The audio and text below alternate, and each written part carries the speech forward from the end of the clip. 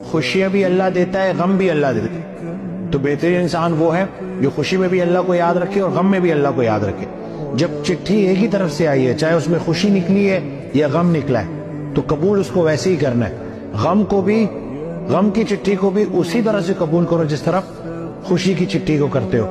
तो जैसे जैसे हम अपने घर पे नजर डालेंगे, हम चीजों को लेट गो करेंगे, हम माफ करना शुरू करेंगे, हम झूठ बोलना बंद करेंगे, हम सदका करना शुरू करेंगे। जैसे बला, कितनी बला और बलाएं होती है ना, और एक सदका बला को टाल देता है। तो अगर आप डेली बेसिस पे जो भी माल अल्लाह ने आपको दिया है उसमें से आप कुछ थोड़ा बहुत हिस्सा जो है वो लोगों के लिए रख रहे हैं, तो डेली आपकी कितनी बलाएं टलती रहेंगी।